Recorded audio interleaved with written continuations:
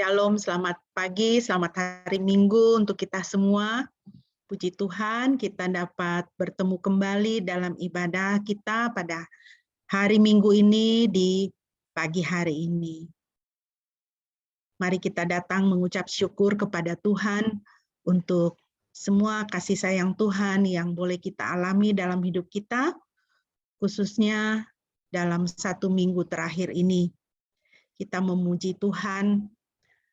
Kasih setia Tuhan itu begitu banyak, begitu berlimpah, sehingga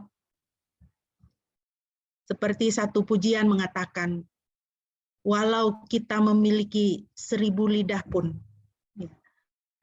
tidak sanggup untuk menggambarkan, menceritakan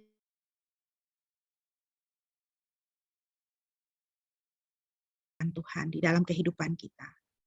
Mari Bapak Ibu yang dikasihi Tuhan, kita bersama-sama memuji Tuhan dari Nafiri Rohani nomor 14. Kita nyanyikan ayat 1 sampai dengan ayatnya yang ketiga. Walau 1000 lidah pun tak cukup ya Tuhan, memuji Tuhan Rajaku dan anugerahnya.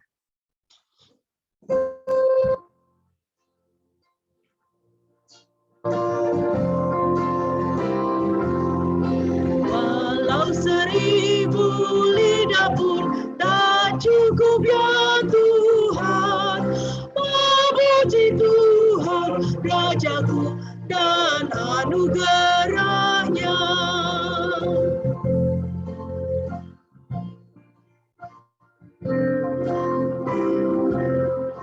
Anugerahnya membimbingku beritakan Injil-Nya pada seluruh dunia, masyhurkan namanya.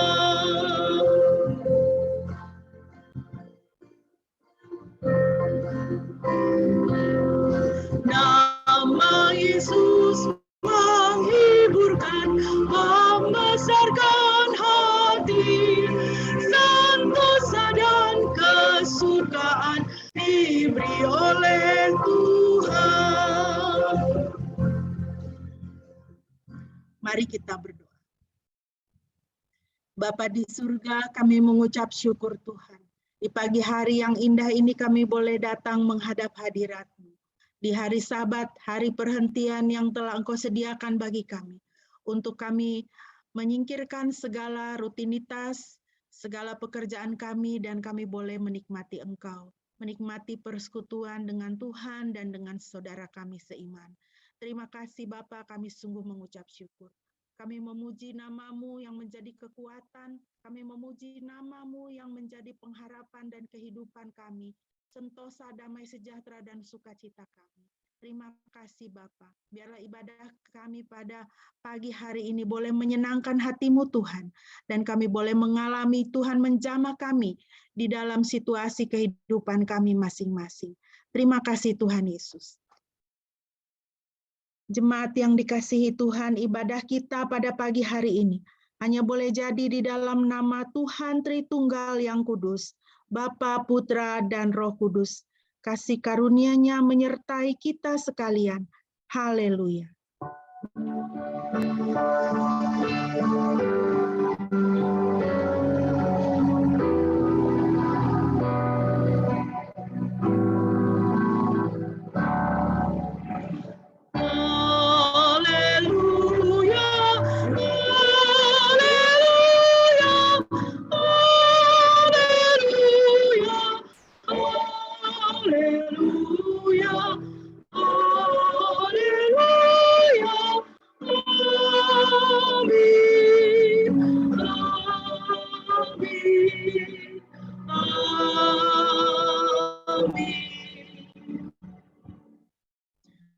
Firman Tuhan yang melandasi ibadah kita pada pagi hari terambil dari Yesaya 62 ayat 8 dan ayat yang ke-9.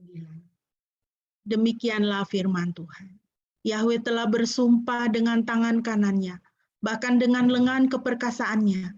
Aku tidak akan lagi memberikan gandummu sebagai makanan untuk musuh-musuhmu, dan bani lain tidak akan minum anggur barumu.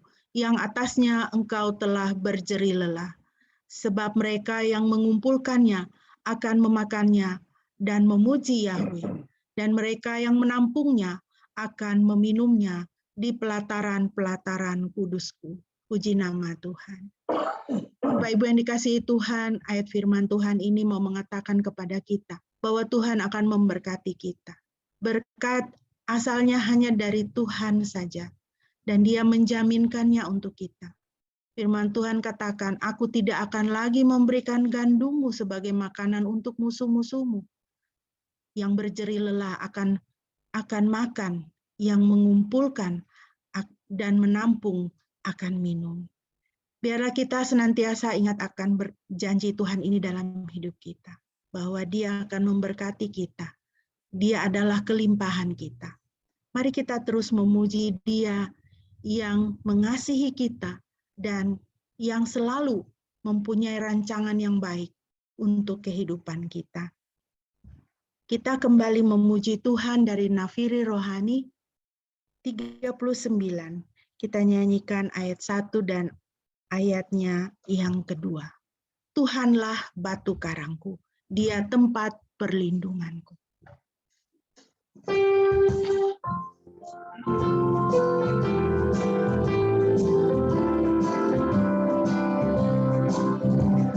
Tuhanlah batu karangku, Dia tempat perlindunganku, jaminan keselamatanku, Dia tempat perlindunganku.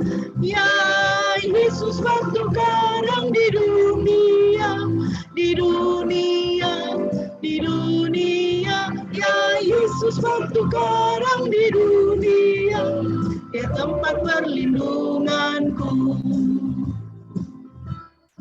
Ayat 2. Baik siang ataupun malam, Dia tempat perlindunganku. Tiada takut yang mencekam, Dia tempat perlindunganku. Ya Yesus batu karang di dunia, di dunia, di dunia. Ya Yesus batu karang di dunia, Dia tempat perlindunganku. Ya Yesus batu karang di dunia, di dunia, di dunia. Ya Yesus batu karang di dunia, Dia tempat perlindunganku. Amin, puji nama Tuhan. Dia yang menjaminkan berkat dan banyak kebaikan dalam hidup. Dia adalah batu karang dan tempat perlindungan kita. Menyenangkan hati Tuhan, baiklah kita lakukan dengan mengingat dan melaksanakan hukum-hukum Tuhan di dalam kehidupan kita. Mari Bapak Ibu kita ingat lagi hukum-hukum Tuhan. Kita mau membaca dari Keluaran 20 ayat 1 sampai dengan ayatnya yang ke-17. Keluaran 20 ayat 1 sampai dengan ayatnya yang ke-17.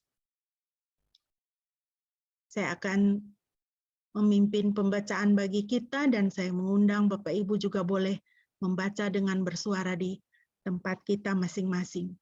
Keluaran 20 ayat 1 sampai dengan ayat 17.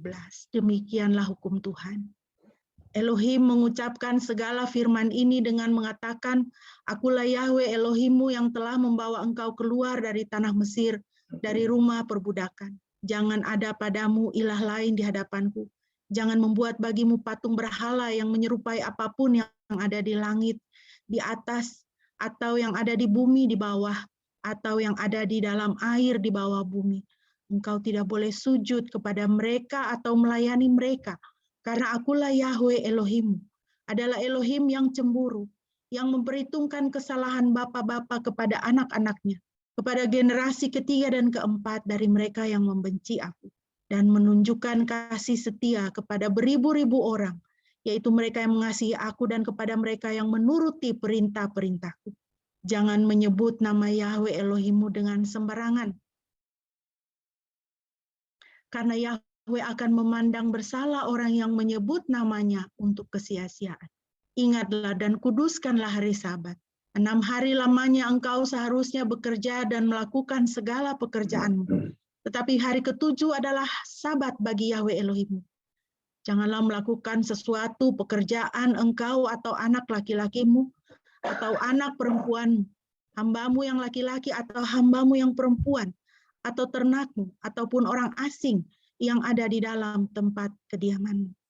Sebab 6 hari lamanya Yahweh menjadikan langit dan bumi, laut dan segala isinya, dan beristirahat pada hari ketujuh itu.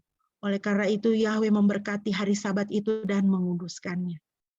Hormatilah ayahmu dan ibumu supaya lanjut umurmu di negeri yang diberikan Yahweh Elohimmu kepadamu.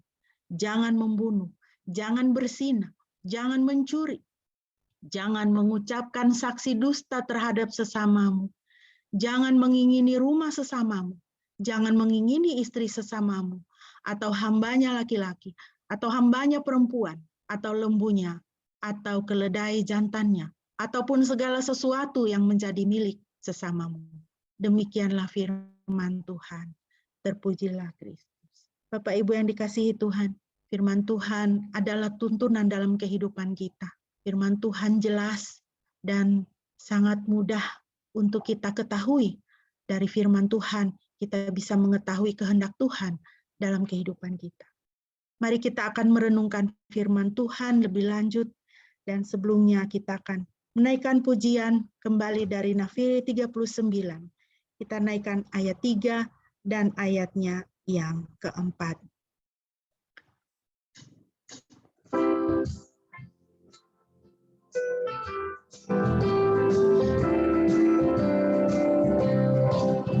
Walaupun badai menyerang, dia tempat perlindunganku.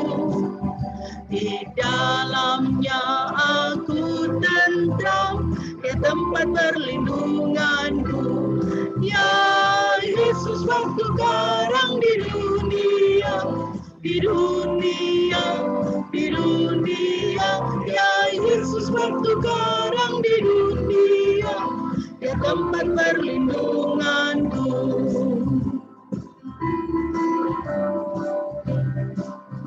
Batu karangku yang teguh, dia tempat perlindunganku. Ya penolongku yang setia, ya tempat perlindunganku. Ya Yesus, waktu karang di dunia, di dunia, di dunia. Ya Yesus, waktu karang di dunia, ya tempat perlindunganku. Amin. Puji nama Tuhan.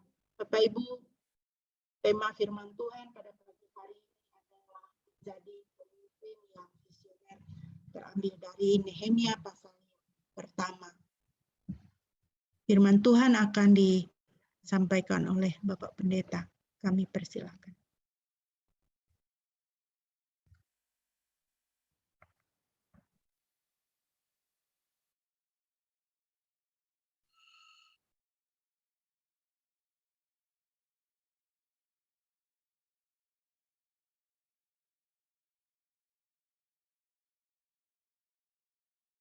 Baik, shalom semua, selamat pagi. Mari kita berdoa sebelum kita membaca dan merenungkan firman Tuhan.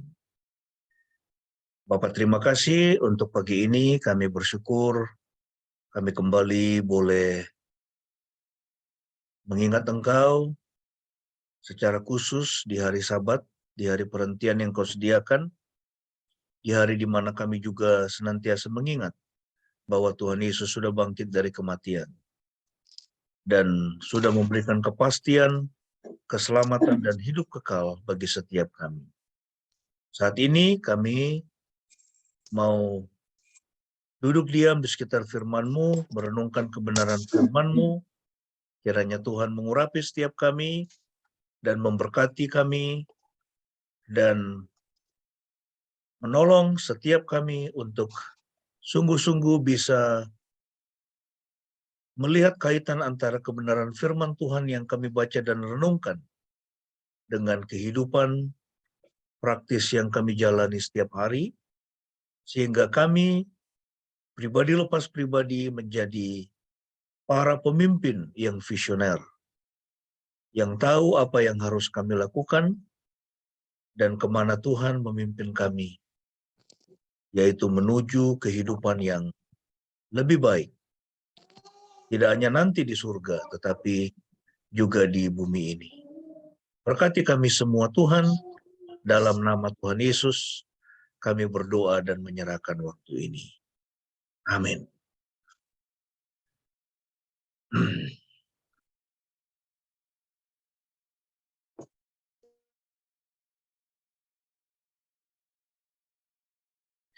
Ya, baik, kita akan kembali melihat dari kitab Nehemia. Ya, dari kitab Nehemia. Minggu lalu, Ibu Pendeta sudah membahas Nehemia pasal yang pertama. Nah, kita juga masih akan kembali melihat Nehemia pasal yang pertama, namun melihat sisi yang lain. Ya, jadi kalau secara khusus minggu lalu Ibu Pendeta memberikan topik yaitu doa dalam masa kesesakan, ya, bagaimana Nehemia ketika dia merasa sesak, ya, oleh karena itu penderitaan, ya, dan juga bagaimana umat-umat Tuhan yang ada di Yehuda yang lolos dari pembuangan itu mereka merasa terancam, ya, keberadaannya, ya, oleh karena tembok-tembok Yerusalem itu sudah runtuh. Maka kemudian di dalam kesesakannya itu Nehemia dia berdoa, ya, dia berdoa kepada Tuhan, ya, dia berpuasa kepada Tuhan untuk meminta Tuhan memperlihatkan kepadanya, ya, apa yang harus dia lakukan. Nah, kita akan melihat sisi yang lain dari Nehemia. Kitab Nehemia itu banyak sekali dipakai, ya, di tengah-tengah gereja Tuhan, ya, itu sebagai kitab untuk membangun para pemimpin. Ya, itu para pemimpin. Oleh karena apa? Kita melihat di situ bagaimana Nehemia, ya, dia sebagai seorang pemimpin yang memiliki visi. Ya, dia sebagai pemimpin yang memiliki visi, ya, dan diharapkan juga setiap kita, oleh karena kita ini semua adalah para pemimpin. Ya, ini siapapun kita di sini, ya, kita ini adalah para pemimpin. Ya, paling tidak kita adalah pemimpin untuk itu diri kita sendiri. Ya, kita harus memimpin diri kita, kan? Ya, karena dalam dunia ini, ya, itu tidak sedikit orang yang bahkan dia tidak bisa, ya, dia tidak sanggup memimpin dirinya. Ya, kalau dia tidak bisa memimpin dirinya, ya, misalnya apa? Ya, kita lihat ada orang yang kemudian sampai dia tersandung dengan narkoba misalnya, ya. Dia itu tersandung dengan judi online misalnya. Ya, atau hidupnya selalu bergantung kepada orang lain. Ya, nah itu memperlihatkan orang yang tidak sanggup untuk memimpin dirinya. Ya, jadi kalau dia tidak bisa memimpin dirinya, bagaimana dia bisa memimpin orang lain? Ya, jadi setelah kita harus sanggup memimpin diri kita, kita yang sudah berkeluarga, kita harus juga sanggup untuk memimpin keluarga kita, ya, memimpin istri, anak-anak kita. Lalu kemudian dalam lingkup yang lebih luas, ya, di mana kita berada, ya, tanggung jawab kita, yaitu kita memimpin, yaitu para bawahan kita, ya, misalnya, ini di sini ada ini Om Gebi, ya, sebagai seorang yaitu dosen, ya, apalagi dengan gelar S3 seperti itu, ya, itu pasti ada orang-orang di bawah itu, ya, itu dosen-dosen muda mungkin, ya, yang harus dia pimpin, ya, belum lagi mahasiswa dan sebagainya. Nah, jadi setiap kita ini kita adalah para pemimpin, ya, dan Tuhan mau supaya kita menjadi seorang pemimpin bukan asal memimpin, ya, tetapi kita memiliki visi, ya, memiliki visi. Jadi dengan visi itu kita akan sanggup membawa, ya, orang-orang yang kita pimpin itu, ya, ke tempat seperti yang kita inginkan. Ya, jadi sudah ada gambaran mental di dalam benak kita mau membawa orang-orang yang kita pimpin itu kemana? Ya, ke dalam kondisi yang bagaimana, dan tentunya ke dalam kondisi yang lebih baik. Ya, nah kita akan belajar itu dari Nehemia ya, bahwa dia adalah seorang pemimpin yang memiliki visi.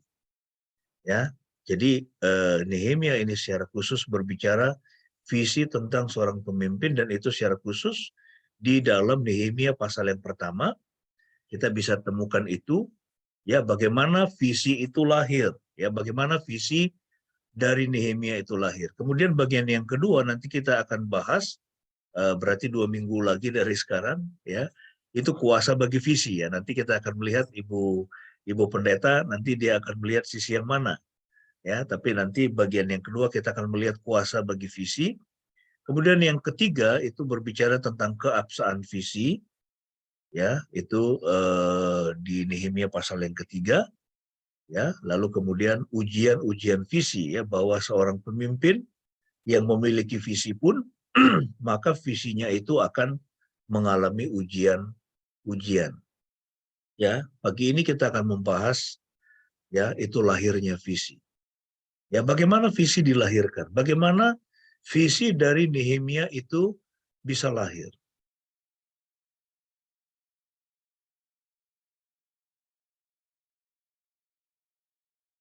Nah, ini ada kutipan dari Charles Swindoll. Ya, dia menulis seperti ini.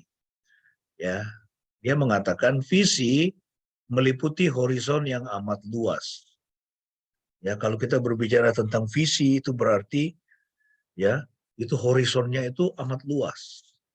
Ya, dan dia melampaui dunia yang bisa diramalkan, dunia yang nyaman dan diharapkan. Ya, jadi visi itu sesuatu yang apa? Itu yang amat luas, ya, kemudian melampaui dunia yang bisa diramalkan, nyaman dan yang bisa diharapkan ya. Itu kalimat dari Charles Swindoll. Kemudian dari Mark Twain, dia menulis begini. 20 tahun dari sekarang, Anda akan lebih menyesali atas apa yang Anda tidak lakukan, lebih daripada apa yang telah Anda lakukan. Ya, 20 tahun dari sekarang, Anda akan lebih menyesali atas apa yang Anda tidak lakukan. Ya, jadi kalau misalnya Anda sekarang usianya 50, ya, dan Anda itu melihat ke belakang, ya, Anda akan menyesali atas apa yang Anda tidak lakukan. Ya, jadi pada usia 30 sampai usia 50 Anda tidak lakukan itu. Nggak tahu kenapa, mungkin karena takut, ya, oleh karena ragu, nggak yakin dan sebagainya begitu. Lebih daripada apa yang telah Anda lakukan. Ya, ingat kita ini adalah produk dari masa lalu kita, benar nggak? Iya kan? Kita ini adalah produk dari masa lalu kita. Ya, ini sebab itu sejauh mana kita memanfaatkan ya atau mengerjakan apa-apa di masa lalu, ya, itu menghasilkan itu keberadaan kita saat ini, benar nggak? Ya, saya sekitar berapa? Itu tahun 88 itu berapa puluh tahun lalu itu, Kak? Ya, waktu saya usia 19, saya masuk sekolah teologi ya. Ya kan? Berarti itu sekarang saya 53, mau 54. Berarti sekitar 34, 35, 35 tahun yang lalu. Ya, itu 35 tahun yang lalu saya dan Ibu Pendeta masuk sekolah teologi ya, dan Anda melihat kami masih dalam arah itu ya. Yaitu mengajar ke sana kemari, ya, mengajar teologi, mengajar apologetika dan sebagainya. Ya, dan saya tidak pernah menyesal bahwa 35 tahun yang lalu saya masuk sekolah teologi.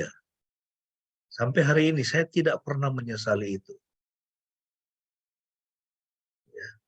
Nah, sehingga kemudian Mark Twain dibilang begini, jadi lemparkanlah jangkar, berlayarlah menjauhi pelabuhan yang tenang, ikutilah kemana arah angin, jelajahilah samudra, bermimpilah. Ya, bermimpilah. Dulu saya waktu di I3 ya, itu di Batu Malang ya. Ini saya menyadari salah satu kelemahan saya itu adalah bahasa Inggris. Itu beda dengan Bu Arni. Oh, kalau dia ini satu keluarga jago-jago bahasa Inggris. Ya, itu karena Oma itu bahkan itu si Robert itu ya yang dia rawat itu mulai dari lahir itu ya sampai pernah nggak bisa bahasa Indonesia. Ya selalu berbahasa Inggris. Ya, nah ini karena ini Oma ini memang jago bahasa, bisa Belanda, bisa bahasa Inggris. Ya, itu bayangkan itu anak Indonesia seperti si Robert lahir di Indonesia, ya, tapi diasuh sama omanya ya karena papa mamanya setiap hari harus pergi ke kantor. Ya, dia lebih fasih, jauh lebih fasih berbahasa Inggris dan sangat kurang berbahasa Indonesia.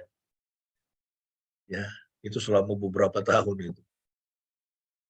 Ya, nah, jadi saya dulu juga seperti itu ya sehingga saya pikir wah ini saya harus pergi ke luar negeri nih untuk belajar. Lalu saya sempat selama 6 bulan saya di Inggris, lalu kemudian kembali 1,5 tahun kemudian saya pergi ke Singapura, itu 3 tahun belajar di sana sampai mendapatkan gelar MDiv. Ya, itu tetap bahasa Inggris saya tidak sebaik dari bahasa Inggris Ibu Arni, ya Ibu Pendeta. Ya, tapi ya puji Tuhan lah ya. Paling enggak kalau ketemu dengan orang bule begitu ya, orang asing, ya saya bisa berkomunikasi dengan itu dengan mereka. Nah, jadi itu penting sekali ya, kita harus punya keberanian, ya, punya tekad, punya semangat, ya, punya mimpi. Ya, jadi saya bermimpi bahwa saya bisa berbahasa Inggris ya pada waktu itu. Ya, dan saya tidak pernah menyesal. Ya, bahwa saya pernah 6 bulan di Inggris, lalu kemudian 3 tahun di Singapura, ya.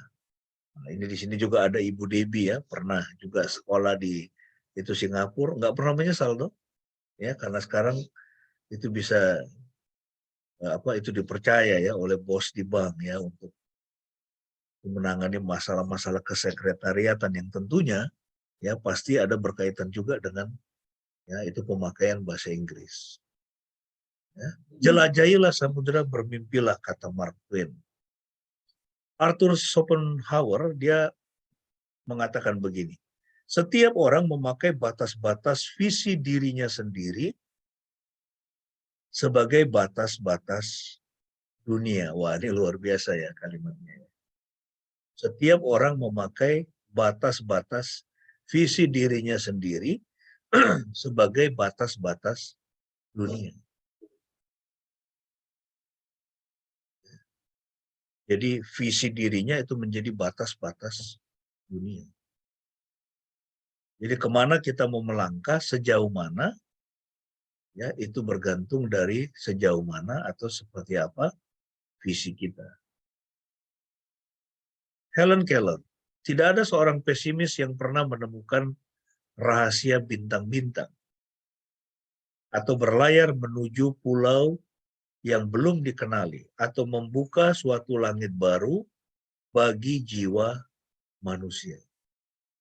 Ya, jadi kalau kita ini seorang yang pesimis, ya kita tidak akan pernah ya bisa ya, itu menjangkau atau mencapai sesuatu yang lebih jauh atau yang lebih besar. Saya itu ada satu hal, ini baru kemarin itu saya waktu di Wonosari ya. Kami ini ada proyek macam-macam di Wonosari, di Gunung Kidul ya, seluruh Gunung Kidul, ya proyek kambing. Kemudian saya punya visi merevitalisasi tanah lahan-lahan pertanian di Gunung Kidul yang tandus, yang rusak gara-gara penggunaan pupuk kimia. Kemarin kita membagi bibit kapulaga, 500 bibit kapulaga kepada 4 jemaat, 4 gereja.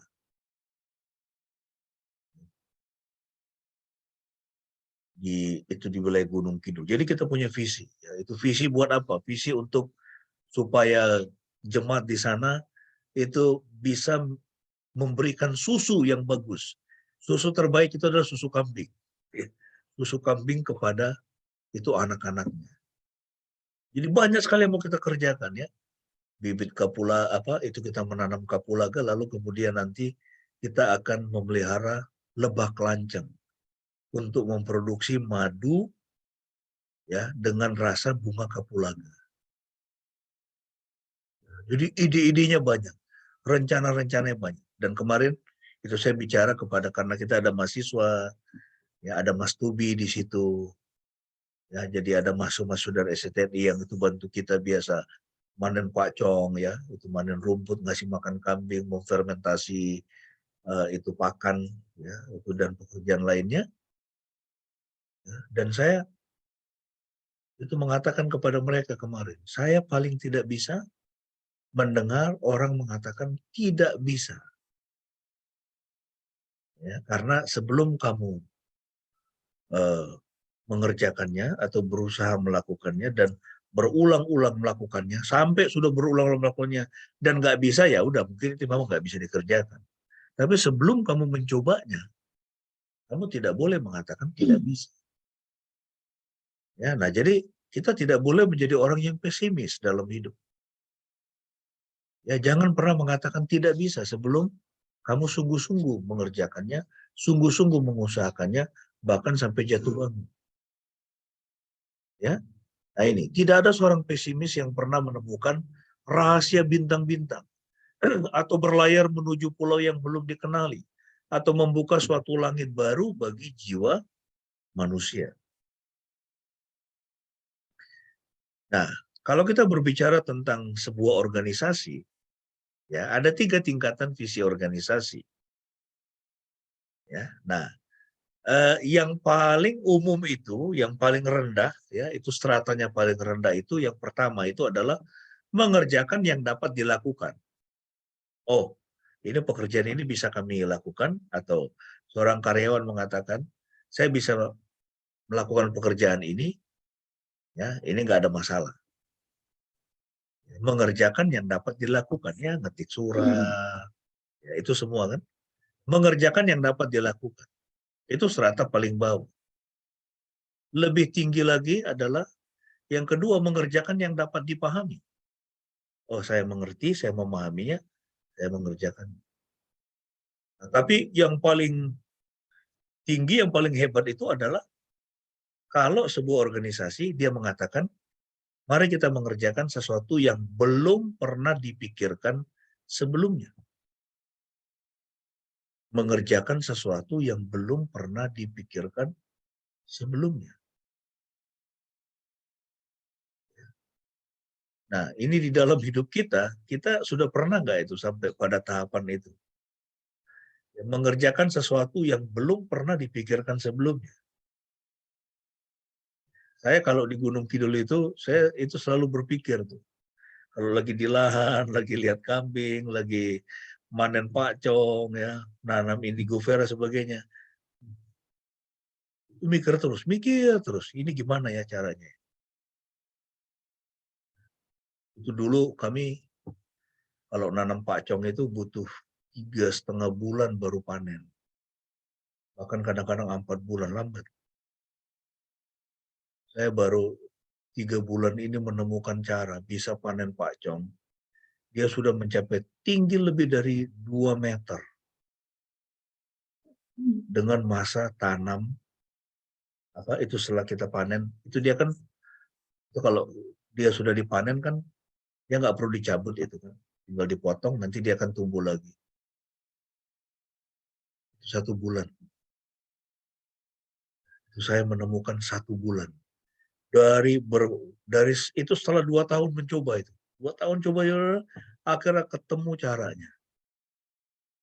Ya, itu jadi caranya apa? Yang pertama itu kita potong dulu, ya itu kalau panen, lalu kemudian itu siram dengan serintil fermentasi, seminggu kemudian kita taruh sedikit saja campuran NPK dengan urea pupuk kimia. Tanahnya tidak rusak, tanahnya tetap subur, tapi dengan bantuan sedikit saja pupuk kimia, itu pertumbuhannya jos sekali. 1 bulan. Karena kambing makin banyak, maka kita juga harus lebih, ya, itu lebih sanggup ya, atau itu lebih bisa mempercepat ya, itu pertumbuhan itu pakannya, karena wilayah Gunung Kidul itu sulit sekali itu dengan pakan. Nah, jadi coba kita temukan di sekitar kita, Anda sedang mengerjakan apa, atau Anda sedang memikirkan apa, coba belajar untuk memikirkan atau mengerjakan sesuatu yang belum pernah dipikirkan orang sebelumnya.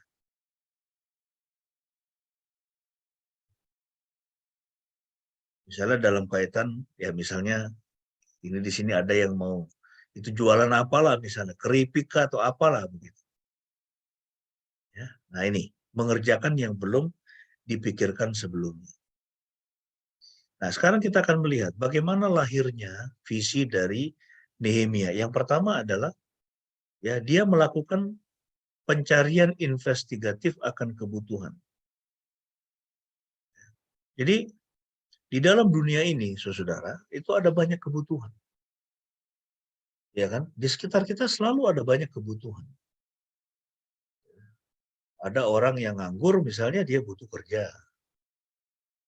Ada orang yang dia butuh uang untuk bayar tagihan-tagihan dan sebagainya, untuk biaya makan dan sebagainya. Ada orang butuh uang untuk menyekolahkan anak. Ada orang sakit, dia butuh dana untuk berobat. Ya, nah jadi dalam dunia ini itu ada banyak kebutuhan. Ya, itu di sekitar kita, entah itu menyangkut kebutuhan kita atau menyangkut kebutuhan orang lain. Ya, ini saya minta maaf banyak bicara konteks Gunung Kidul ya, karena itu yang lebih related ya, itu dengan apa yang saya lakukan. Saya melihat kebutuhan Gunung Kidul itu apa? Ya, mereka sangat sulit ekonomi, jemaat-jemaat itu. Mereka kesulitan ekonomi, dan itu petani-petani cara bertaninya begitu-begitu saja. Sehingga apa? Anak muda tidak ada yang mau jadi petani. Anak muda mereka pergi ke kota, tidak mau jadi petani. Petani diidentikan dengan kamu nanti akan jadi miskin. Ya, makanya Anda bisa itu paham kenapa kemudian ya itu saya punya visi, dan kemarin saya sampaikan itu ke Pak Joko. Ya, saya punya visi dan saya berulang kali itu sampaikan ke mereka. Visi kita itu adalah kita mau merevitalisasi lahan-lahan yang rusak, yang hancur, yang tandus gersang. Di Gunung Kidul itu 80-90%. Tapi Profesor IPB mengatakan 72% lahan pertanian di Indonesia sudah rusak. Gara-gara penggunaan pupuk kimia berlebih dan terus-menerus, tapi tanah itu tidak dipupuk dengan pupuk kandang organik. Ya. Lalu beberapa bulan yang lalu, itu saya bikin surat kepada wakil bupati dan bupati. Minta audiens. Ya, minta untuk ketemu bicara, mari kita bicarakan apa solusinya, kami sudah temukan solusinya. Kita dipanggil-panggil itu udah berapa bulan.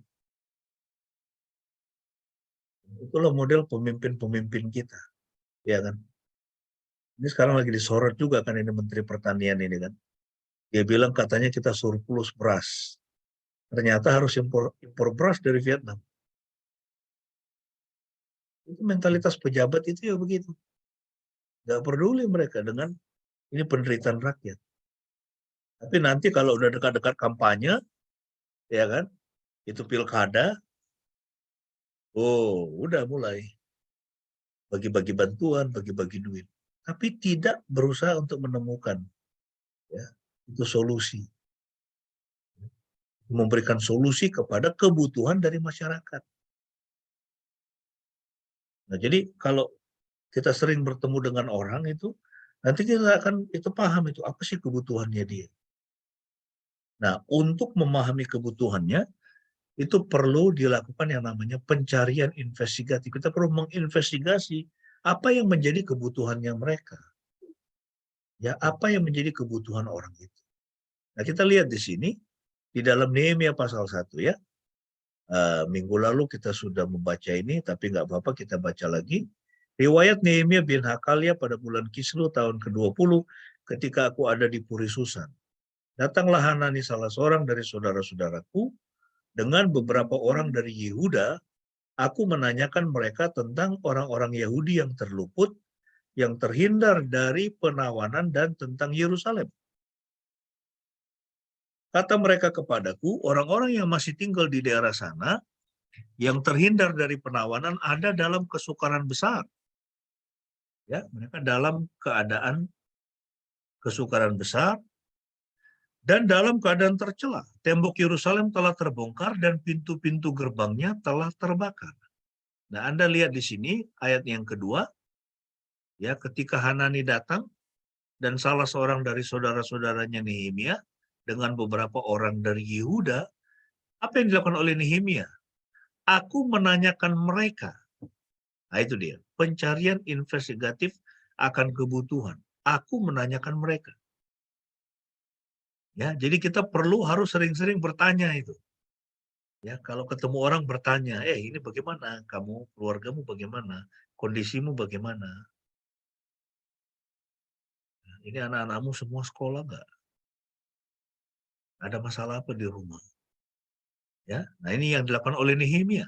Aku menanyakan mereka tentang orang-orang Yahudi yang terluput, yang terhindar dari penawanan dan tentang Yerusalem.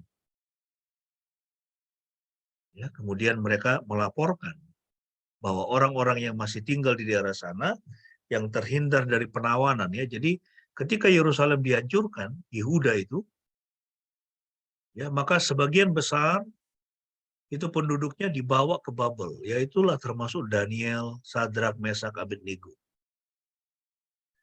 Ya, itu tahun 580-an ya kira-kira, ya, mulai dari tahun 705 sampai 500 itu, karena ada 3 kali itu, ya, itu orang-orang itu dibawa ke penawan sampai kemudian Yerusalem dihancurkan. Jadi masih ada sisa yang tinggal di situ, orang-orang Yehuda, ya. Nah, mereka dalam kesukaran besar, dalam keadaan tercela, tembok Yerusalem telah terbongkar, pintu gerbang telah terbakar. Ya, itu masalahnya. Ya, ada kebutuhan. Kebutuhannya apa? Kebutuhan untuk membangun tembok yang sudah terbongkar. Yang pintu-pintu gerbang telah terbakar. Mengapa itu penting? Ya, karena dalam konteks, ya, pada masa itu tembok itu adalah perlambang security. Mereka menjadi sangat rentan sekali diserang oleh bangsa-bangsa lain, ya, kalau tembok, ya, dari kota mereka itu sudah tidak ada, ya, atau sudah rusak. Ya.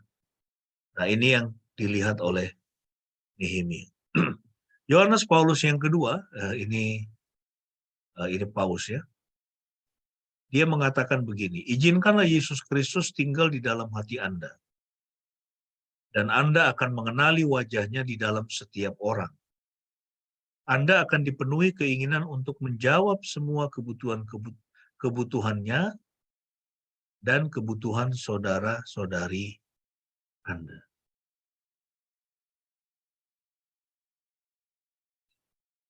Ini kalimat dari Andy Stanley. Kita cenderung berdoa mengharapkan mujizat-mujizat.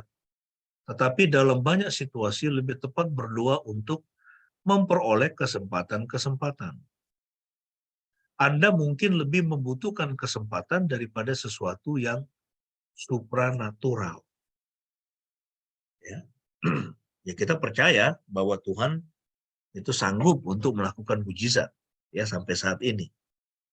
Ya, tetapi ada banyak orang sebetulnya dia membutuhkan kesempatan, ya, untuk memperoleh kesempatan. Ya, misalnya apa? Dia nganggur.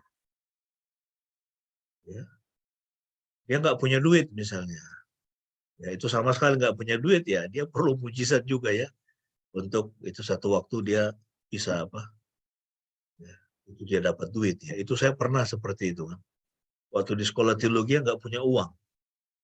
Nggak punya uang untuk beli sampo dan mencukur rambut. Itu saya ingat sekali tuh. Waktu saya tahun kedua kalau saya nggak salah itu di 3 nggak punya uang untuk untuk keramas, ya, untuk beli sampo sama untuk potong rambut. Berdoa. Lalu kemudian itu besoknya, ya, itu ada seorang itu teman baru mengunjungi kakak tingkat, ya, yang melayani di Balikpapan. Itu dia kasih saya amplop. Ini dari Bung ini katanya. Itu adalah kakak kamar saya dulu waktu saya tingkat 1. Waktu saya buka, wah saya kaget, isinya 5.000. 5.000 pada waktu itu cukup untuk cukur rambut yang sudah panjang sama beli sampo. Itu mujizat. Nah, itu bagus nggak? Bagus ya, tapi jangan terus-menerus mengharapkan mujizat. Ya, lebih penting itu adalah memperoleh kesempatan. Kesempatan apa? Kesempatan misalnya untuk punya pekerjaan atau pelayanan yang kontinu, yang berkesinambungan, ya kan? Sehingga bisa terus dapat gaji misalnya, ya, atau PK. Ya, ini maksud dari Andy Stanley.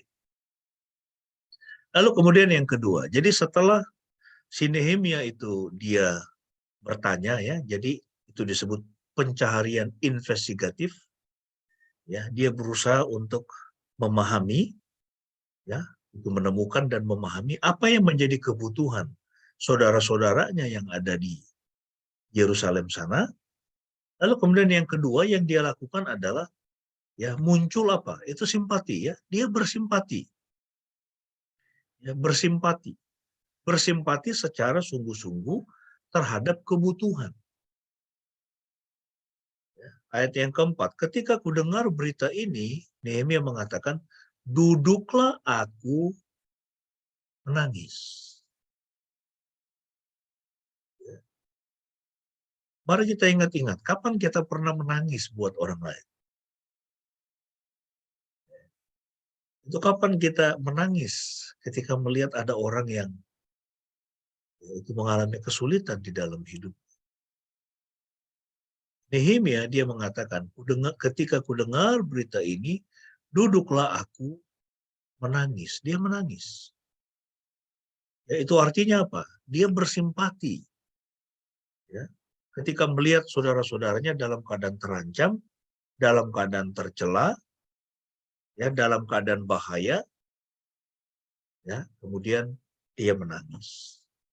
Ya, itu memperlihatkan bahwa dia bersimpati terhadap kondisi mereka. Tidak ada yang bisa membuat kita lebih mencintai sesama selain dari ketika kita terus-menerus mendoakannya. Ya, jadi ketika Tuhan menggerakkan kita untuk mendoakannya, maka itu akan mendorong kita untuk lebih mengasihi sesama kita. Banyak gereja kurang menekankan pengajaran tentang memikul beban orang lain. Benar bahwa orang tidak dapat mengetahui beban yang ada pada orang lain, maka hal ini perlu diperhatikan. Ya, saya pikir gereja juga perlu belajar, ya, mengajari jemaat, ya, pentingnya memikul beban orang lain ketika ada saudara-saudara kita, ya, yang berkekurangan dalam keadaan kesulitan, ya, bagaimana cara meringankan beban mereka atau membebaskan mereka dari beban mereka. Ya, itu yang selama ini beberapa tahun ini saya lakukan.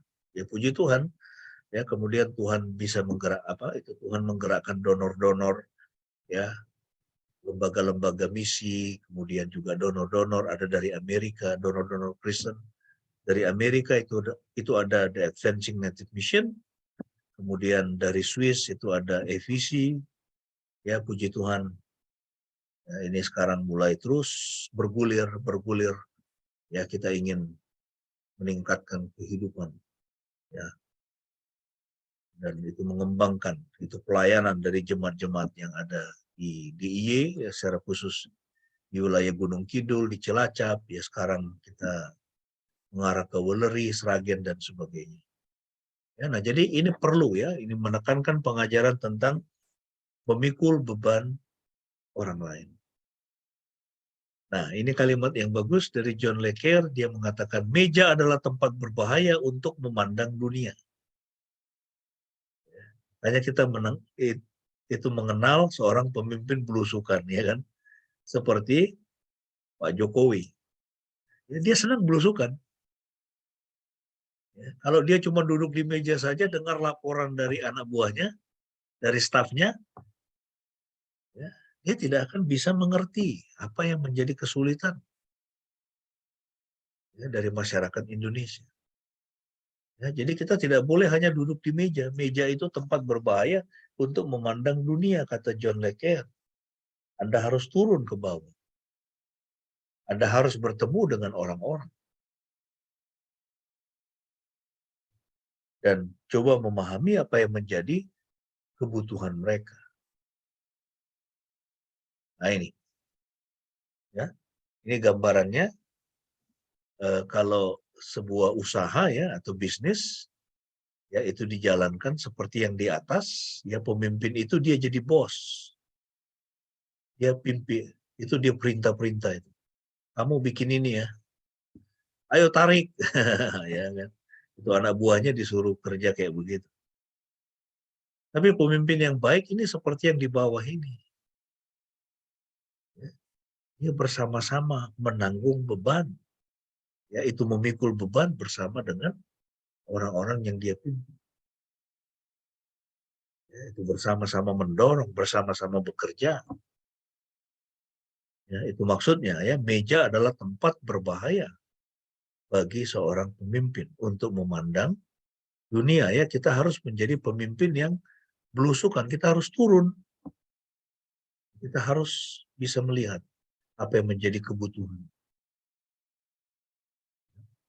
Kalau tanggung jawab kita adalah anak-anak kita misalnya kan, yang masih sekolah ya, kita perlu turun. Ya, itu makanya orang tua itu tidak boleh dua-dua itu terlalu sibuk begitu ya. Harus ada minimal salah satu harus ya, bisa dekat dengan anak ya, kemudian itu menanyakan apa yang menjadi persoalan mereka, apa tantangan mereka di sekolah misalnya, apa yang mereka alami di sekolah ya, di tempat-tempat itu permainan mereka. Dan ya kita sudah belajar kan ya, itu kita tahu bahwa ada banyak anak-anak yang kemudian apa yang terlibat ya, itu terlibat dengan narkoba misalnya oleh karena atau pergaulan bebas ya, karena orang tuanya masa bodoh. Orang tua terlalu sibuk bekerja, anak-anak tidak ada pengawasan. Ya, atau ada yang anaknya hilang, ya kan? Itu di Makassar kemarin ya, kita lihat mengerikan bukan? Anak remaja ya sampai membunuh seorang bocah demi mengambil organ tubuhnya. Ya, ini adalah gambaran anak-anak yang tidak mendapatkan bimbingan, tidak mendapatkan pengawasan yang benar dari orang tuanya. Ya. Nah, kita harus seperti yang di bawah ini ya. Pemimpin dia harus ya itu bersama-sama dengan orang yang gitu. Itu poin yang kedua yang tadi. Kemudian yang ketiga, setelah Nehemia itu dia bersimpati terhadap kebutuhan itu, dia sampai menangis ya mendengar apa yang dialami oleh orang-orang Yehuda. Lalu kemudian ya batinnya itu menjadi terikat kepada kebutuhan. Ada ikatan naluria pada kebutuhan. Ya, batinnya terikat pada kebutuhan. Sebelum batin kita itu terikat itu pada kebutuhan itu untuk menjawab kebutuhan itu atau untuk memenuhi kebutuhan itu, ya, maka itu hanya sekedar simpati saja atau empati saja, ya, tetapi tidak dengan Nehemia. Ya, jadi batinnya itu, nalurinya itu terikat kepada kebutuhan dan yang membuat kemudian apa? Dia berkabung selama beberapa hari. Ini ayat yang keempat. Nehemia berkabung selama beberapa hari. Dia bisa membayangkan ya, betapa dalam kondisi terjepitnya ini saudara-saudaranya, orang-orang Yehuda yang ada di Yerusalem. Ya, mari kita lihat orang-orang di sekitar kita yang mengalami kesulitan, yang mengalami kesusahan. Apakah kita pernah berkabung untuk mereka? Ya, apakah batin kita terikat pada memenuhi kebutuhan mereka? Ini kalimat dari Kathleen Norris. Sebelum Anda memulai satu hal, ingatkan diri Anda bahwa kesulitan dan penundaan mungkin terjadi ketika Anda melangkah maju. Jika Anda bisa melihatnya dengan jelas, secara natural Anda bisa melakukan hal yang besar untuk menyingkirkannya. Tetapi Anda tidak bisa melihatnya dengan jelas. Anda hanya bisa melihat satu hal dengan jelas. Dan itu adalah goal Anda. Ya, jadi ketika kita ikatan, ya itu batin kita terikat kepada kebutuhan, ya tentu ya ada kesulitan. Ya, kita tahu bahwa ada kesulitan untuk memenuhi kebutuhan itu. Mungkin akan ada delay ketika ya atau apa itu penundaan ketika kita sudah mulai melangkah maju untuk memenuhi kebutuhan itu.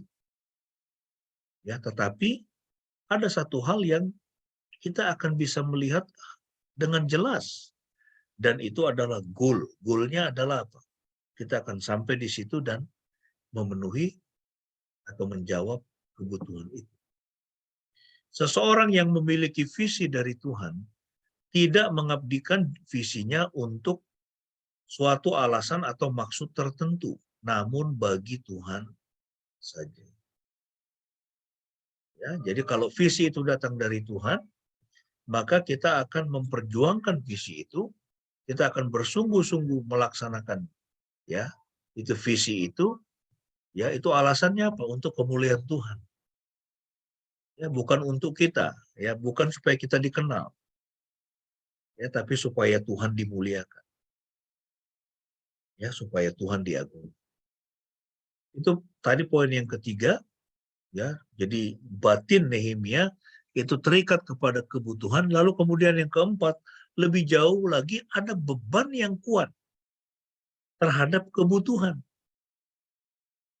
Ya, dan bagaimana beban yang kuat dalam diri Nehemia terhadap kebutuhan itu bisa muncul, yaitu setelah dia berpuasa dan berdoa. Dia mengatakan, aku berpuasa dan berdoa kehadirat Elohim semesta langit. Ya, dia berpuasa dan berdoa. Ya, kehadirat Elohim semesta langit. Sehingga apa? Nah, di sini ya, yang dia lakukan di sini itu adalah apa? Ya, dia mencari konfirmasi. Ya, dia mencari konfirmasi apakah ini dari Tuhan atau tidak. Ya, untuk saya penuhi. Ya, apakah kebutuhan ini ya itu adalah berasal dari Tuhan untuk dia penuhi. Itu sekali lagi saudara, ya kita harus ingat ya bahwa di sekitar kita itu ada begitu banyak kebutuhan. Ya kan? Ada begitu banyak orang membutuhkan kebutuhan. Ada begitu banyak masyarakat membutuhkan kebutuhan. Ya saudara-saudara kita yang membutuhkan kebutuhan. Ya, yang apa? Yang memiliki kebutuhan. Ya, dan kebutuhan itu perlu dijawab. Tapi sekarang pertanyaannya, apakah kita dipanggil untuk memenuhi kebutuhan itu? Ya, kita tidak dipanggil untuk memenuhi semua kebutuhan itu. Ya, hanya sesuatu yang spesifik yang Tuhan nyatakan kepada kita. Kamu harus melakukan ini. Atau saya mau kamu melakukan ini. Ya. Itu Mother Teresa, ya kan? Mother Teresa dipanggil oleh Tuhan memenuhi kebutuhan untuk menolong orang-orang miskin yang ada di Kalkuta.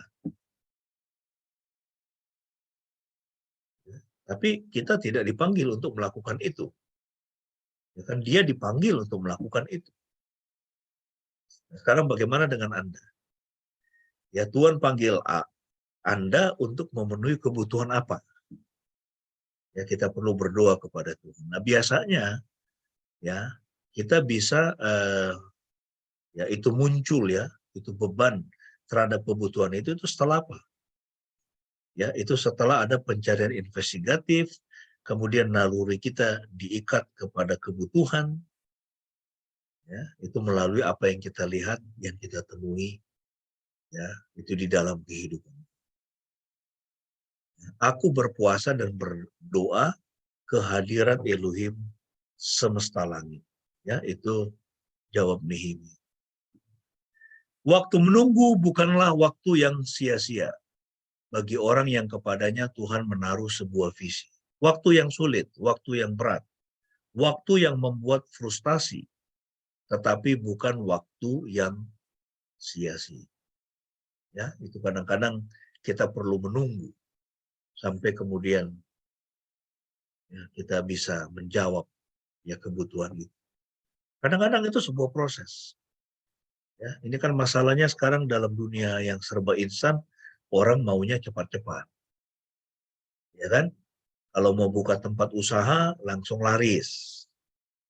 Langsung berhasil. Orang tidak sabar dengan proses. Kalau dia menemukan kesulitan, dia rasa berat, kemudian yang dia lakukan apa? Udahlah, dia tinggal aja begitu. Ya, nggak akan pernah kita berhasil kalau modelnya seperti itu. Ya, lihat orang-orang hebat ya di dalam dunia ini, yaitu para konglomerat ya, misalnya kita lihat ya di Indonesia aja misalnya, ya Eka Cipta, ya Ciputra, ya itu macam-macam, Tono dan sebagainya. Itu mereka banyak dari mereka itu orang-orang yang serba berkekurangan dulu kan, ya waktu mereka masih kecil atau dalam masa muda mereka, ya mereka itu orang-orang yang berkekurangan. Ya Jokowi itu dia hidup kalau saya tidak salah di Bantaran Kali ya. Ya, dia tinggal di Bantaran Kali. Ya, dia tinggal di Bantaran Kali. Ya, dia itu anak orang miskin, saudara. Ya. Nah, coba kita lihat, mengapa banyak orang-orang yang miskin, orang-orang yang dulunya susah, dari keluarga yang susah, kemudian bisa berhasil. Ya. Karena biasanya orang-orang yang seperti itu, kalau dia tekun, dia ulat, ya, itu mereka punya daya tahan. Dan biasanya orangnya hemat. Itu orang-orang yang hemat. Itu dia tahu, ya itu nggak mudah itu dapat duit itu.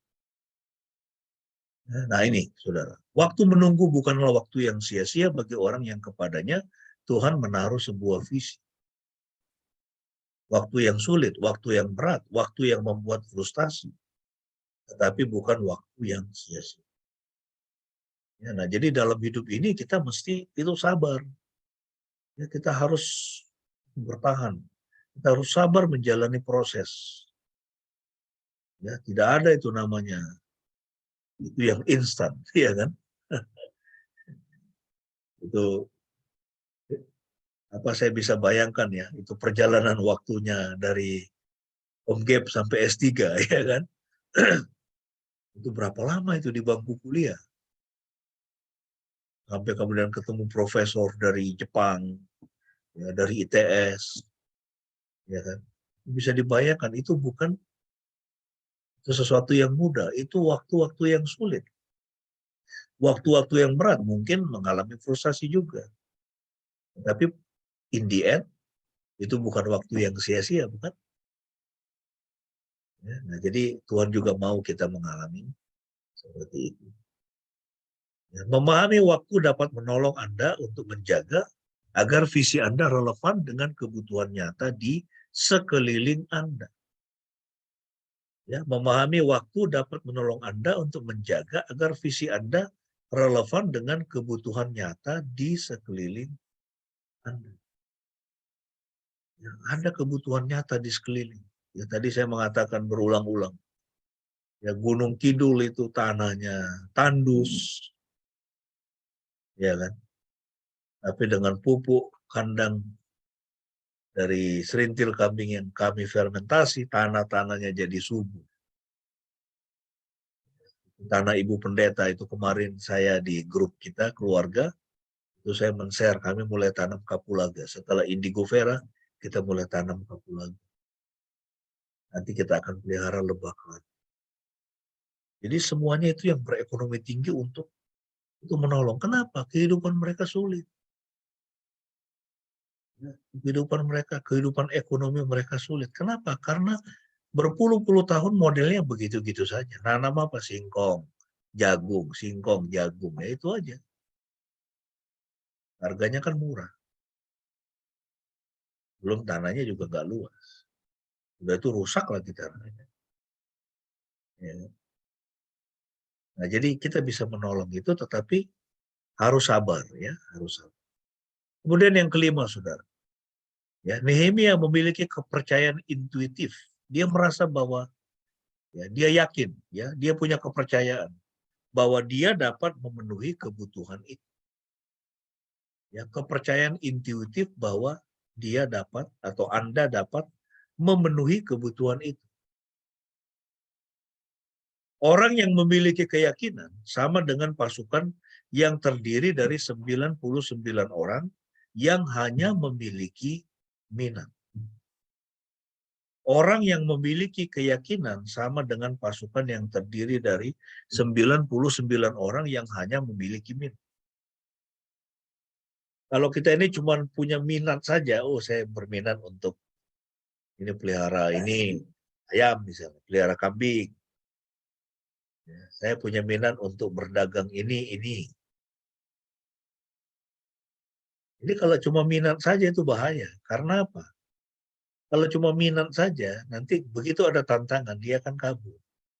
Dia akan pergi. Kita harus punya keyakinan. Ya, kita harus punya keyakinan. Dalam hidup ini kita harus punya keyakinan. Itu setelah berdoa tentunya kan. Setelah berdoa dan Tuhan itu memberikan peneguhan, ya, lalu kemudian kita harus punya keyakinan bahwa kita sanggup untuk memenuhi kebutuhan itu. Yang keenam, saudara, ada pertanggungjawaban batin terhadap kebutuhan. Ya, Nehemia, ya, dia merasa dia bertanggung jawab di dalam batinnya bahwa dialah yang Tuhan panggil untuk memenuhi kebutuhan itu. Ya, ini Jenderal Josh Patton, ya, ini dari Perang Dunia Kedua. Ya. Anda harus menjadi orang yang fokus. Lakukanlah satu hal yang telah Anda putuskan. Amin, ya. Kita harus jadi orang yang fokus seperti Nehemia. Nanti kita akan melihat di Nehemia pasal yang kedua, kemudian dia minta izin dan seterusnya dia sampai dia pergi ke Yerusalem untuk membangun tembok. Ya, Josh Patton mengatakan Anda harus menjadi orang yang fokus. Begitu ya Kak Cora, ya.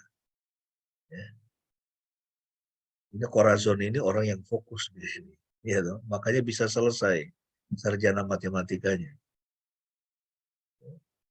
Dari 53 orang, berapa orang yang mengundurkan diri? 20-an. Dari 53, 20-an orang mengundurkan diri. Berarti 23. Sisanya berarti 30 berapa? Oke, sisa 35 katanya. Dari 35 yang udah lulus berapa?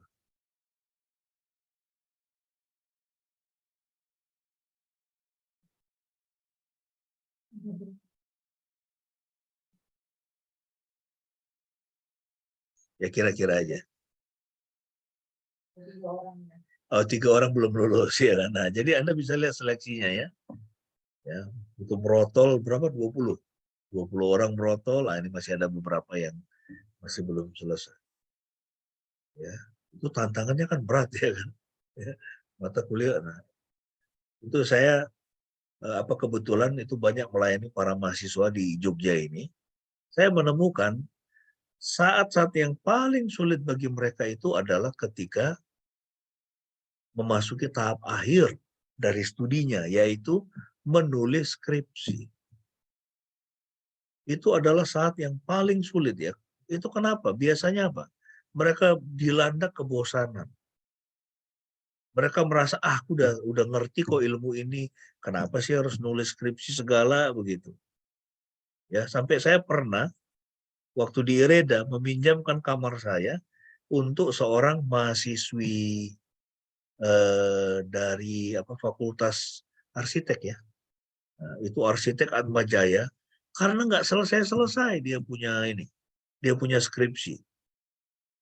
Dia bilang, kamu tinggal sini, di sini ada komputer.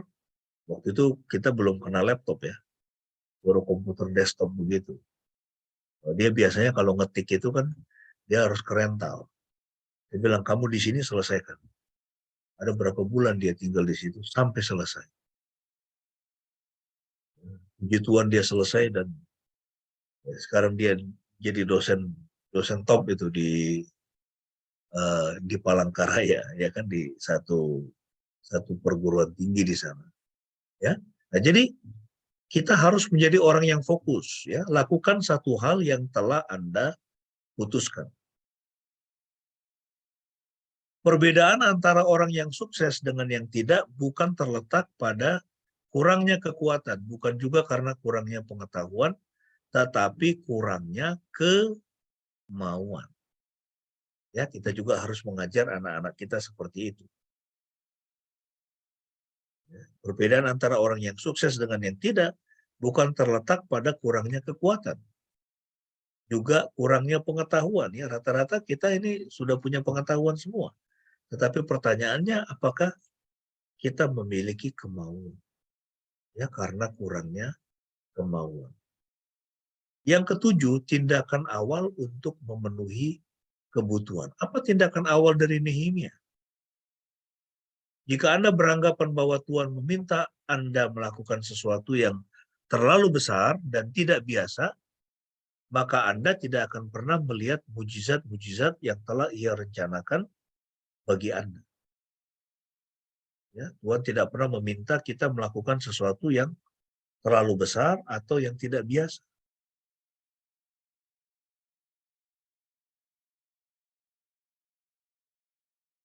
Jadi Tuhan, Dia akan menyediakan, ya, itu semuanya apa yang kita perlukan.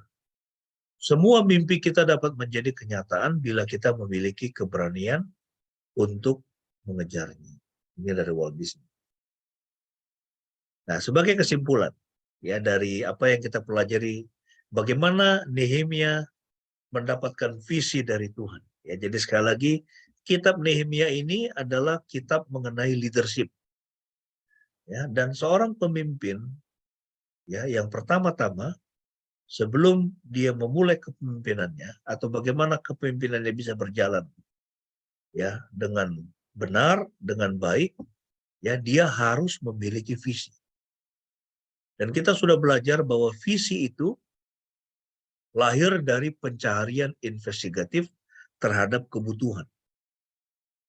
Ya, jadi kita perlu tahu apakah sebagai seorang pemimpin, ya, kita memahami betul apa kebutuhan yang mau kita penuhi, yang Tuhan mau untuk kita penuhi. Yang kemudian naluri kita, batin kita terikat untuk memenuhi kebutuhan itu. Sampai kemudian kita melakukan tindakan awal untuk memenuhi kebutuhan. Ya, sebagai kesimpulan, ya, jadi kesimpulannya kalimat ini, ya, teguhkanlah hati Anda dan jadilah berani. Ketika Anda melihat ke belakang kehidupan Anda, sekali lagi, Anda akan menyesali hal-hal yang Anda tidak kerjakan, lebih daripada hal-hal yang telah Anda kerjakan. Waktu kita merenungkan firman ini, apakah ada hal-hal yang kita sesali, ya, karena kita tidak pernah lakukan, padahal kita sebetulnya ingin untuk melakukannya di masa lalu? Atau Anda dalam posisi itu bersyukur, ya, dan bisa mengatakan, Tuhan terima kasih, bahwa saya tetap ada di jalur ini. Dan saya tahu ini adalah panggilan untuk saya. Kiranya Tuhan Yesus memberkati kita. Silakan kepada Ibu Pendeta.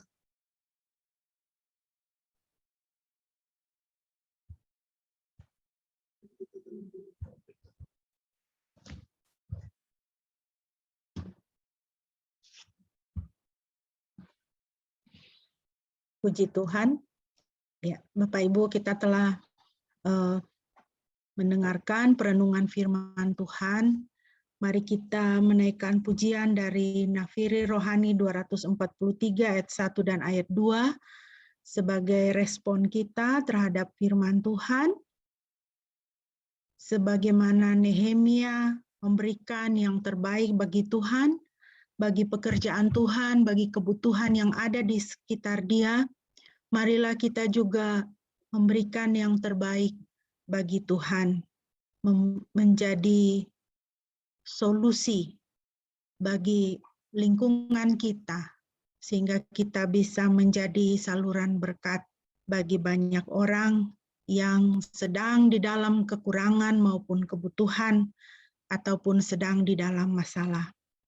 Mari kita menaikkan pujian ini dari Nafiri Rohani 243. Tuhan memanggilmu, beri yang terbaik. Kita nyanyikan ayat 1 dan ayatnya yang kedua.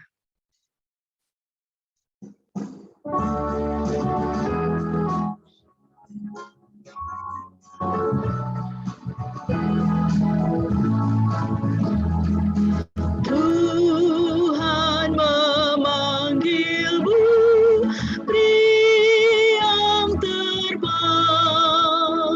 Segala milikmu, beri yang terbaik.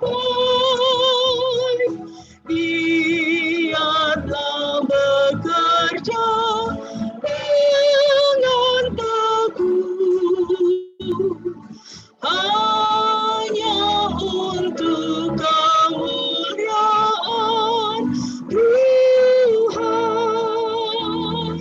Dia berdiri berkatinya.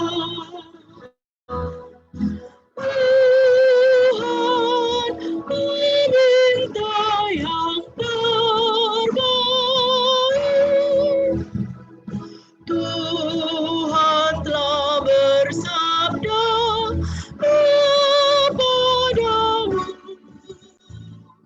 berikan kepadaku yang terbaik. Ayat 2.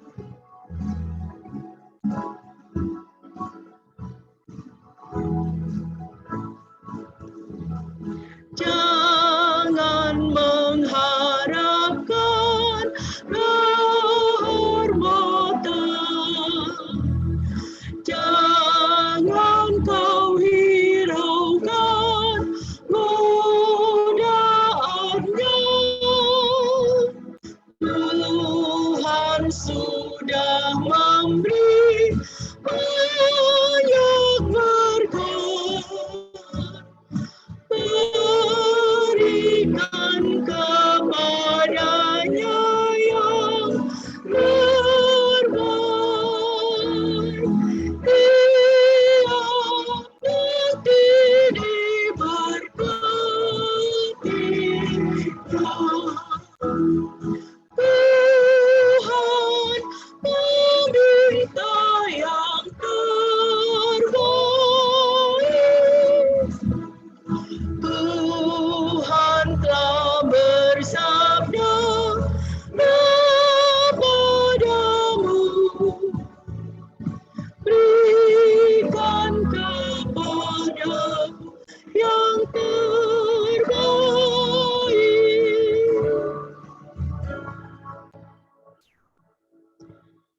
Puji nama Tuhan.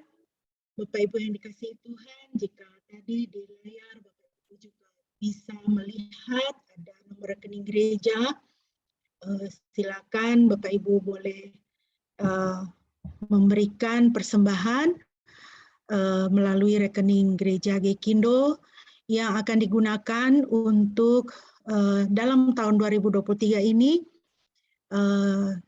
Sinode akan membuka beberapa pos pelayanan yang baru di beberapa daerah, dan persembahan kita akan digunakan untuk mendukung penanaman gereja, pekerjaan misi di tempat-tempat yang baru. Sehingga dengan demikian boleh menjangkau lebih banyak jiwa bagi Tuhan. Baiklah Bapak Ibu yang dikasihi Tuhan, mari kita berdoa, kita mau menaikkan pokok-pokok doa kita. Mari kita berdoa. Bapa di surga, kami mengucap syukur Tuhan untuk firman Tuhan yang telah kami dengar dan kami renungkan pada pagi hari ini. Biarlah kami boleh meneladani Nehemia dalam peduli akan kebutuhan, akan permasalahan, akan kesesakan yang ada di sekitar kami. Sehingga kami menjadi orang-orang yang memberikan solusi, memberikan jalan keluar, menjadi orang-orang yang mendatangkan pemulihan dan membawa keselamatan. Terima kasih Tuhan. Di mana ada tembok yang runtuh, apakah di tengah keluarga kami, apakah di tengah pekerjaan kami, atau di dalam kehidupan kami masing-masing, kami menjadi orang-orang yang membangun kembali tembok, sehingga damai sejahtera boleh tercipta. Bapa, pada pagi hari ini kami berdoa, kami memberkati pemerintah dan bangsa kami Tuhan. Ampunilah dosa dan kesalahan bangsa kami di hadapan-Mu ya Tuhan. Kiranya belas kasihan Tuhan senantiasa ada atas bangsa kami, sehingga bangsa kami boleh dipulihkan. Menghadapi tahun-tahun politik di depan, di mana akan ada pemilihan presiden, kepala-kepala daerah, kiranya Tuhan memberkati. Sehingga pemilihan umum dapat berjalan dengan baik, dengan aman, dengan lancar. Dan karuniakanlah kepada kami pemimpin dari hati Tuhan, pemimpin yang lurus jalannya, yang mau menyerahkan hidupnya untuk melaksanakan dan mengadakan keadilan, damai sejahtera, kesejahteraan, keamanan bagi seluruh rakyat Indonesia. Terima kasih Tuhan, kami mau memperkatakan berkat untuk bangsa kami. Kami mau memperkatakan berkat untuk gereja kami dan hamba-hamba Tuhan di dalam melayani Tuhan. Engkau jaga dan lindungi, jauhkan dari hal-hal dunia ini. Kami berkati sinode kami Tuhan yang pada tahun ini akan membuka pos-pos PI yang baru, akan melakukan penanaman-penanaman gereja di tempat-tempat yang baru untuk menjangkau jiwa-jiwa bagi Tuhan.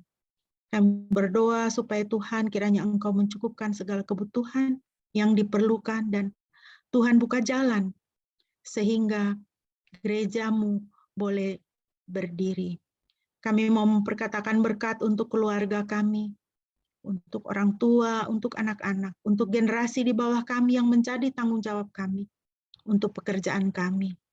Biarlah menjadi kemuliaan bagi nama Tuhan dan mendatangkan sukacita di dalam kehidupan kami.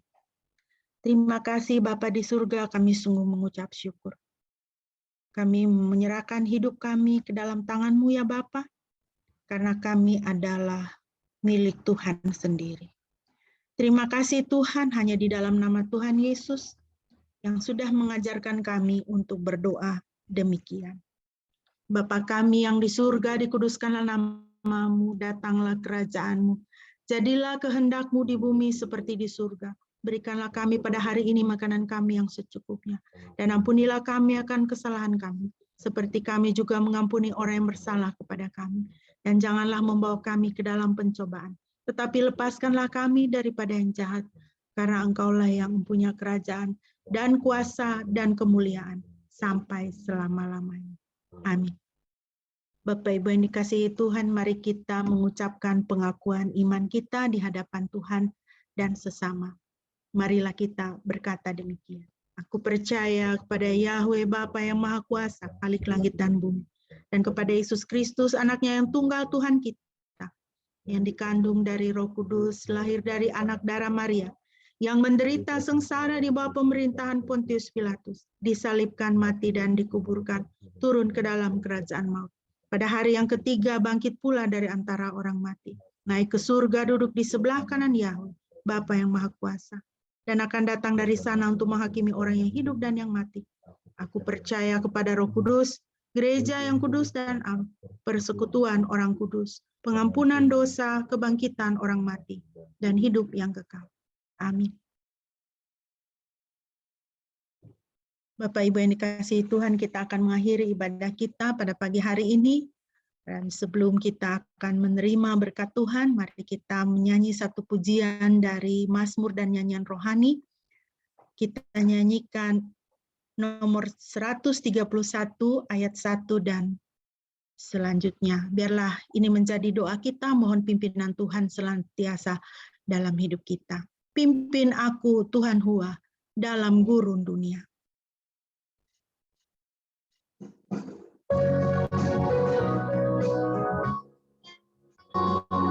Pimpin aku Tuhan Hua dalam gurun dunia. Engkau kuat dan setia, bimbing aku yang lemah. Roti surga, jadilah makananku. Jadilah makananku.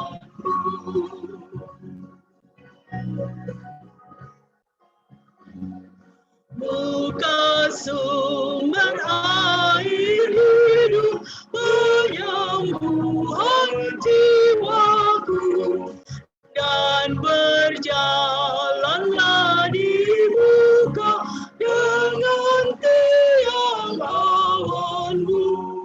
Ya penganjur, jadilah perisaiku.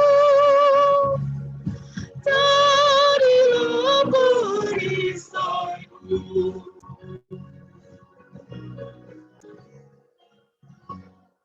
Dan di dalam air Yordan angkatlah ketakutan. Bila aku dengan selamat masuk tanah Kanaan, selamanya hormatku menyanyikan, hormatku menyanyikan. Kekasih-kekasih Tuhan, arahkanlah hatimu kepada Tuhan dan terima berkat.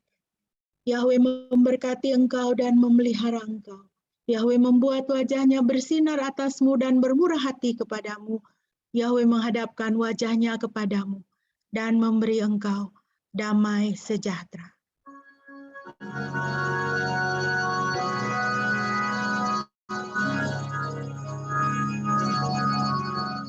Pujilah Halik semesta, sumber segala kurnia, surga dan bumi puji Tuhan.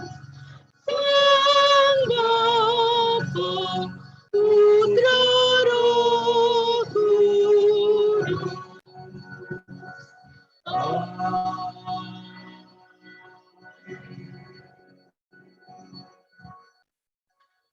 Mari kita bersatu.